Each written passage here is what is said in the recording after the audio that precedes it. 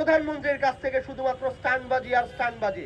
আপনি এখানে শাহরুখ খান হইতে আসেন না। কসবা সীমান্তে যখন দুইজন নাগরিককে হত্যা করা হলো, বাংলাদেশি নাগরিককে, তখন বাংলাদেশ সরকার থেকে এক অদ্ভুত নীরবতা আমরা লক্ষ্য করলাম।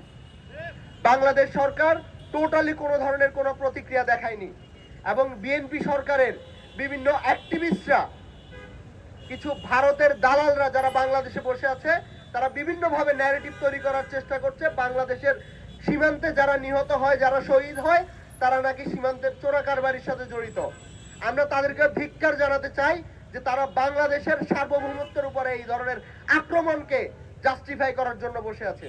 আমরা জানি না এই সরকার ভারতের সাথে আসলে কি এমন চুক্তি করেছে তার ভিত্তিতে তাকে আজকে এই ধরনের নতজানু পররাষ্ট্রনীতি অবলম্বন করতে হয়।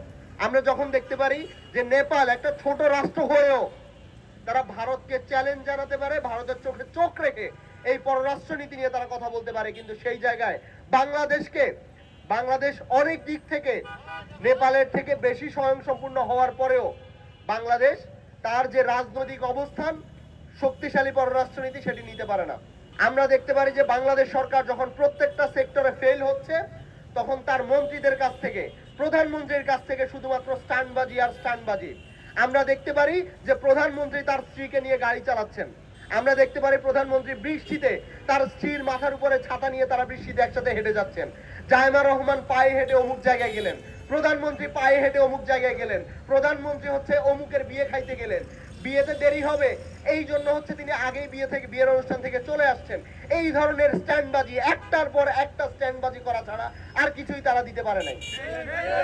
এবং এই স্ট্যান্ডবাজিগুলো আপনার দেশে বিদ্যুতের সমস্যা, আপনার দেশে জ্বালানি সমস্যা, আপনার দেশে শিশুরা মারা যাচ্ছে, আপনার দেশে 400-র বেশি শিশু মহামারীতে মারা গেছে, আপনার দেশের সীমান্তে মানুষ মারা যাচ্ছে।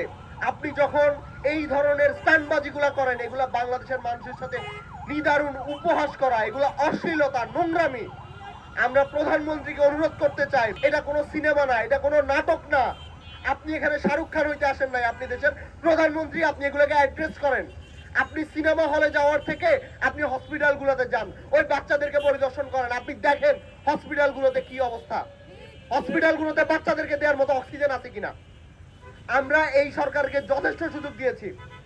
আজকে 400 শিশু মারা যাওয়ার পরে আমরা আজকে রাস্তায় নেমেছি, কারণ হচ্ছে আমরা জানি এই সরকারের অনেকগুলো সক্ষমতার অনেক অভাব রয়েছে। এটা বাংলাদেশের প্রত্যেকটা সরকারকে এটা ফেস করা লাগে।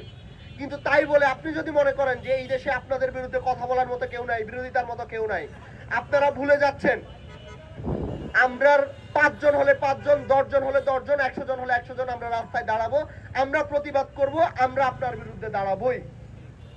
এবং আমরা সরকারের কাছে অনুরোধ করব যে দ্রুত স্বাধীন কমিশনের মাধ্যমে এই হামের আউটব্রেকের কারণকে এটি বের করেন এবং অতি দ্রুত স্বাস্থ্য খাতে জরুরি অবস্থা জারি করেন। জরুরি অবস্থা জারি করার মাধ্যমে যে সমস্যাগুলো আছে সেগুলো সমাধান করেন।